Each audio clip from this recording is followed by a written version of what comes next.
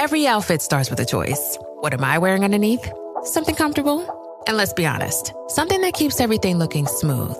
That's where Vanity Fair lingerie comes in. Their new Smoothing Wireless Bra has four-way stretch fabric for all-over smoothing, soft, lightly lined cups for a natural shape, and no wire comfort that lasts all day. All over smooth, all day comfort. Vanity Fair lingerie. Find yours at Target today. This episode is brought to you by Sweetgreen. The day doesn't ask for permission. Lunch window? Gone before you saw it coming. You deserve a break that actually satisfies. Sweetgreen's new wraps have got you. Real ingredients, zero shortcuts. Everything you love in one hand. Think Green Goddess chicken, garlic aioli, crumbled bacon, corn salsa. 40 grams of protein. Made to keep up with whatever comes next. New Sweetgreen wraps hit different. Order now at order.sweetgreen.com. Remember when this was making the rounds on social media? Senator Warren was giving a lengthy speech. She had appeared to violate the rule. She was warned. She was given an explanation. Nevertheless, she persisted. Senator Mitch McConnell objected to Senator Elizabeth Warren's testimony on Jeff Sessions. It was during his confirmation hearing for Attorney General, and Warren was reading letters that didn't make Sessions sound like a great choice. And she was shut down. The senator will take her seat. But before that, something really strange happens, and it's easy to miss. Before McConnell comes in, Warren is warned by the senator presiding over the Senate that day. Listen to this. The rule applies to imputing conduct or motive through any form or voice to a sitting. Wait, do you hear that voice in the background? Form of words includes quotes, articles, or other materials.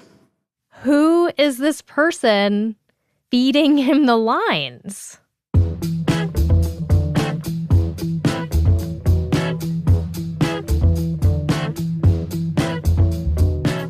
I'm Flora Lichtman, and this is Every Little Thing from Gimlet Media.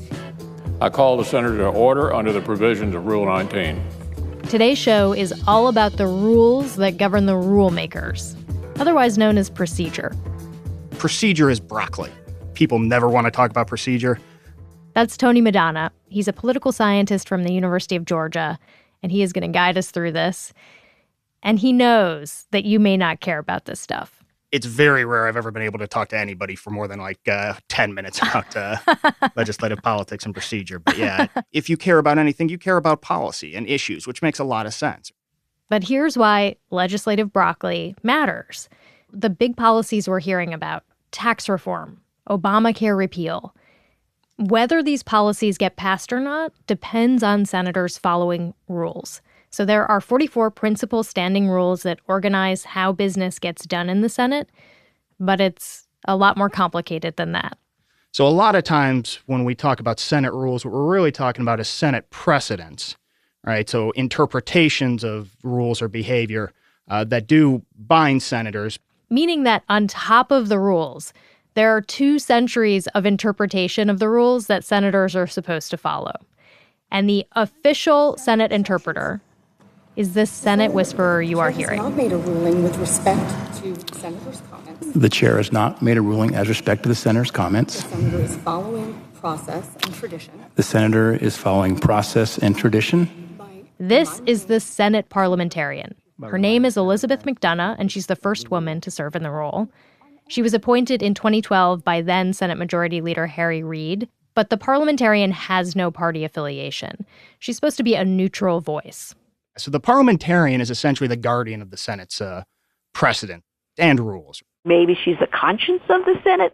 That's George Washington University professor Sarah Binder, another procedure expert. She's the one who's trying to make sure that the Senate hews as close as possible to the statute or the rules. We couldn't get an interview with the parliamentarian, but we also heard from her office that she's pretty busy right now. While the Senate's in session, the parliamentarian sits near the presiding officer and advises on how to respond to objections and what types of amendments can be offered, and if certain senators are or are not insulting their colleagues. When Elizabeth Warren persisted a few months ago. Yeah. What rule was she breaking? Yeah, so this was Rule 19, which basically is that you're not allowed to impugn another senator. I forget the exact text of the rule. Rule 19 says that in debate, you can't insult another senator. And by the letter of the law, Warren may have been breaking Rule 19. But Sarah Binder says it was controversial because the rule wasn't evenly enforced.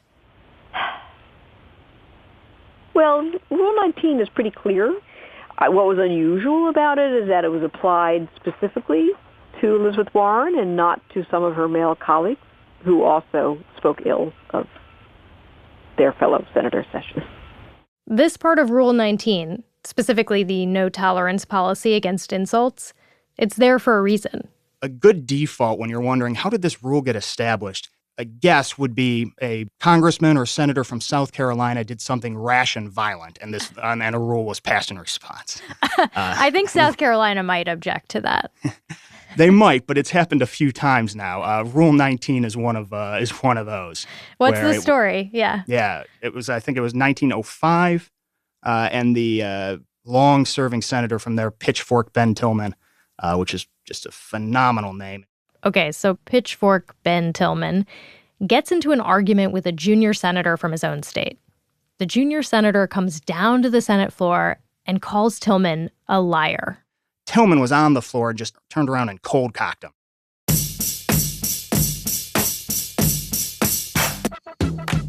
And so you get a brawl on the Senate floor that eventually led to the rule saying, look, you can't impugn another senator. So this Warren rule came out of someone getting punched. Yeah, so I'm assuming she's a little disappointed she didn't even get to take a swing at anybody. As far as Senate violence goes, this punching situation is actually pretty mild. People tend to glorify like the 19th century Congress, but there was a lot of sort of shady stuff that went on there. You get a bunch of examples where people would end up in duels. You get some language. Wait, physical duels? Yeah.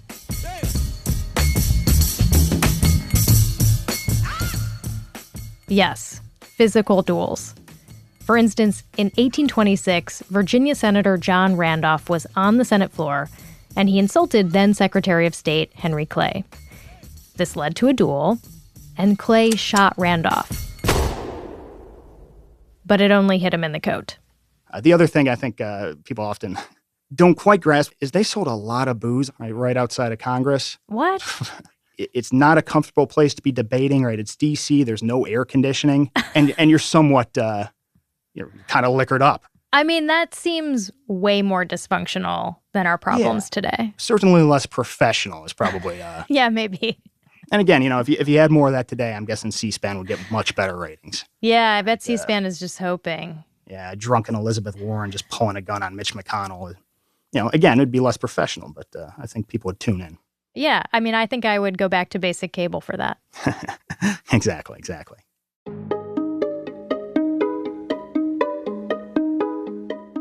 What is the sort of deeper meaning to you about procedure? Yeah, so for me, I think the deeper meaning to procedure is it provides order within a chamber, which without sort of that order or structure, you almost get chaos.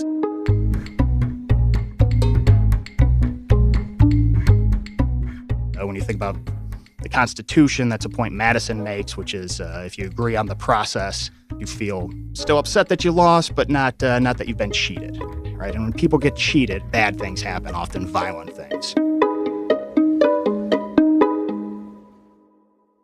As a procedure guy, do you ever use procedure in your regular life? No.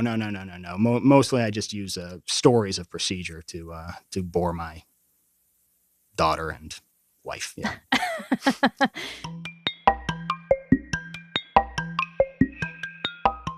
But a lot of people do use parliamentary procedure in daily life. You'll probably recognize the language. Do I have a motion?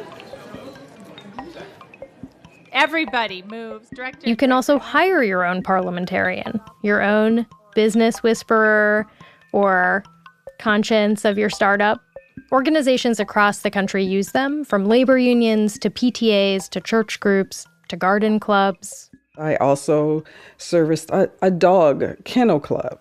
This is Darlene Allen, She's a professional registered parliamentarian. She's also a director-at-large for America's oldest parliamentary association, the National Association of Parliamentarians. Do you call it NAP? Do you use that acronym? No, we do not. NAP. Got it. Good. I'm glad I asked. Yes.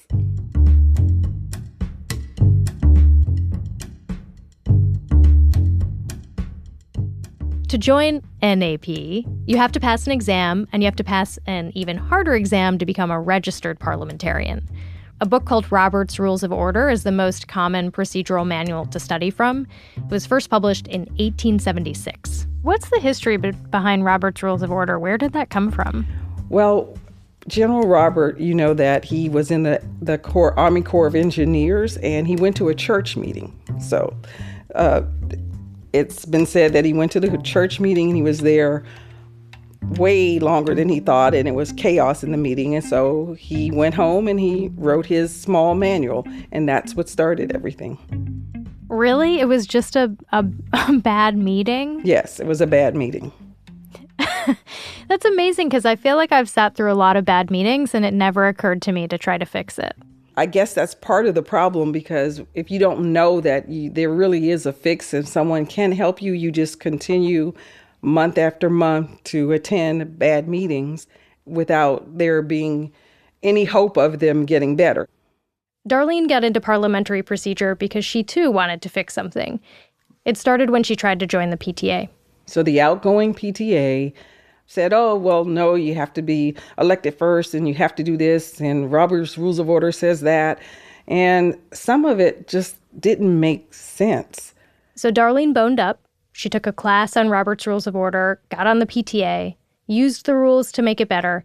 And that's how she got the bug for parliamentary procedure. Once you have the bug, it usually takes you to different places. The role of parliamentarians is often to help meetings run better. And that means keeping things from getting rude. That is what brings down most meetings. You know, it's okay that you were wrong about something or that the other members disagree with you, but you don't have to be disagreeable about it. Parliamentarians advise on points of order. They can suggest motions that limit debate or rules that let everyone talk before one person gets to talk twice. They can help create an agenda. And all these things can mean shorter meetings. And they no longer have to be there all night. They can have a standard 2-hour meeting. Which makes people happier. When it's time to go home, everyone's standing around, they're laughing, they're enjoying themselves. And this may all sound like small stuff, but sometimes these little things prevent serious escalations. I have seen times where they have had police there to make sure the meetings don't get out of hand.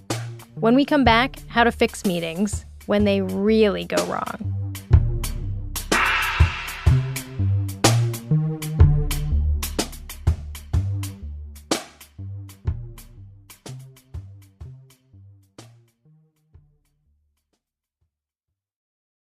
Snoring? Gasping during sleep? Feeling fatigued? Ask your doctor about Zepbound, tirzepatide, the first and only FDA-approved prescription medicine for moderate to severe obstructive sleep apnea, OSA, in adults with obesity. Zepbound is a prescription medicine used with a reduced calorie diet and increased physical activity to help adults with moderate to severe obstructive sleep apnea, OSA, and obesity to improve their OSA. Zepbound is approved as a 2.5, 5, 7.5, 10, 12.5, or 15 milligram injection. Zepbound contains tirzepatide and should not be used with other tirzepatide-containing products or any GLP-1 receptor agonist medicines. It is not known if Zepbound is safe and effective for use in children. Don't share needles or pens or reuse needles. Don't take if allergic to it or if you or someone in your family had medullary thyroid cancer or if you've had multiple endocrine neoplasia syndrome type 2. Tell your doctor if you get a lump or swelling in your neck. Stop Zepbound and call your doctor if you have severe stomach pain or a serious allergic reaction. Severe side effects may include inflamed pancreas or gallbladder problems. Tell your doctor if you experience vision changes before scheduled procedures with anesthesia, if you're nursing, pregnant, plan to be, or taking birth control pills. Taking Zepbound with a sulfonylurea or insulin may cause low blood sugar. Side effects include nausea, diarrhea, and vomiting, which can cause dehydration and worsen kidney problems. Talk to your doctor. Call 1-800-545-5979 or visit zepbound.lilly.com. Expedia and Visit Scotland invite you to come step into centuries of history that await in Scotland. Castles steeped in legend walk along cobblestone streets.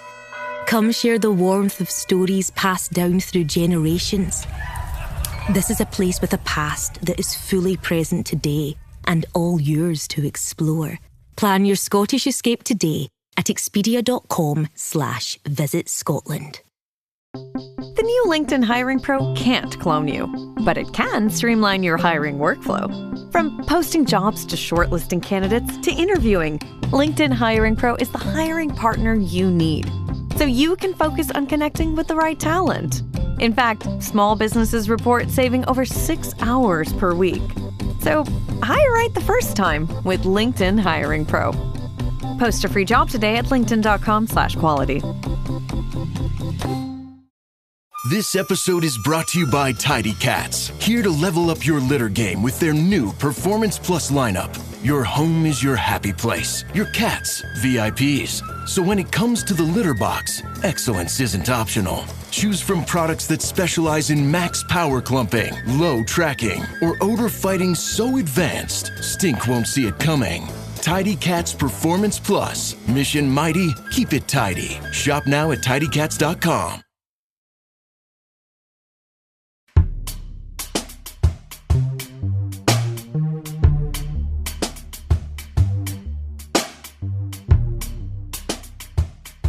We talked to several parliamentarians, and one thing we heard over and over again is that some types of organizations have a reputation for being hard to work with. Leonard Young, a professional registered parliamentarian, has worked with thousands of organizations, governors' associations, school boards, universities, and out of all those, there's a type of organization that is notoriously problematic. Dog breeders' associations.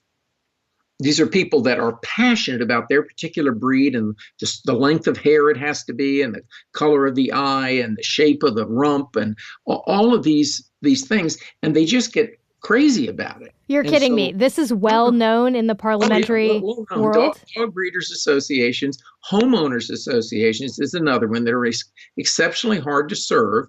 Yes, homeowners and dog breeders. And apparently church meetings have their own set of troubles. You would not think so, but they just tend to be more emotional. This is Jim Jones. He's the vice president of NAP, and he works as a parliamentarian. Again, just like with the money and the homeowner associations, when you're talking about your church and your faith and your pastor, that's an emotional issue. So it's hard to bring rules in when we're talking about this is what God wants. I've heard stories where parliamentarians have to get escorts out of meetings because the meeting had gotten so bad. Wait. So, like, there are horror stories of physical violence erupting at meetings? Yeah. It's just, these are situations that are important to these people, whether to remove a pastor, to sell the church property, things like that. Those are highly emotional. And so I have seen times where they have had police there to make sure the meetings don't get out of hand. Jim says that even though parliamentary procedure can seem formal and awkward and like it makes things harder, what these rules really do is depersonalize things. They take the emotion out of meetings. I've had times where there have been police there, and by the end of the process, they're telling me, yeah, I've done a great job because we had to be here before. Now we're just here because they're used to having us here. The police said that to you? Yeah, and because they had seen the change. That's amazing. I feel sold on having a parliamentarian. Like, I think I want one for my life, just like my day-to-day. Just to come around with me and suck the emotion out of my charged interactions. Sure.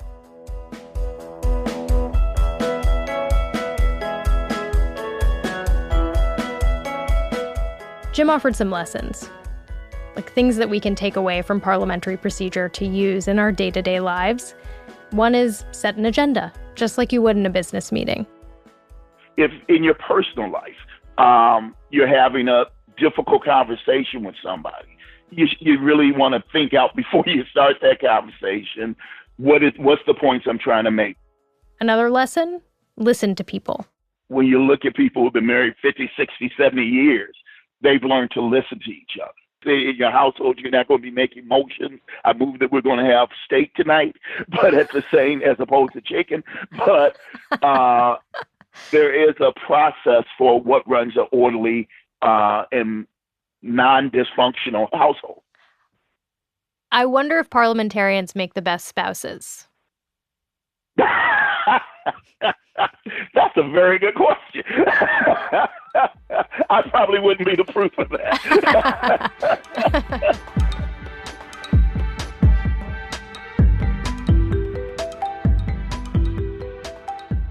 This is the power of parliamentary procedure. The rules are designed to create fairness. When you think about it, in parliamentary procedure and in most meetings, democracies, period, the whole key is that when you lose, you don't have to leave the organization. In the country, when you hold an election, when you lose, you don't get kicked out the country. The majority decides, but the minority is always respected and heard. That gets people to buy into the process so that when the result doesn't go their way, they still believe in the process and that they were treated fairly. Keeps people from killing each other. There you go. And that's the whole key of it. This is something to feel good about in modern politics. I'm serious. I would like to celebrate the fact that senators are not dueling each other anymore. And that's in part because we have procedure specifically designed to prevent that from happening. Provisions of Rule 22 of the Standing Rules of the Senate to hereby move to the Senate under the provisions of Rule 1, Paragraph 3 of the Standing Rules of the Senate. I hereby. It's nice knowing that you turn on C-SPAN, you're seeing the same sort of rules, we've seen for a while now. Tony Madonna has been watching a lot of C-SPAN lately. There's a ton of procedural drama right now because the Senate is so divided. Like during Justice Gorsuch's confirmation hearings, the Senate went against procedural precedent and invoked the nuclear option. This was a way to get around a Democratic filibuster and make it easier to confirm Gorsuch. And with tax reform, too, if and when that makes its way through the Senate, you're likely to hear a lot about another complicated budget procedure called reconciliation. It will be all the buzz for procedural geeks. What about procedure makes you geek out? Pretty much everything about procedure makes me geek out a bit. And if you have become a procedure geek yourself and want to know more, follow Tony Madonna on Twitter. He's Tony Madonna 5, and he tweets a lot during procedure controversies. And I was joking with my wife. I think on average, I lose like 20 followers during those. Or you can just glue yourself to C-SPAN and listen for the whisper.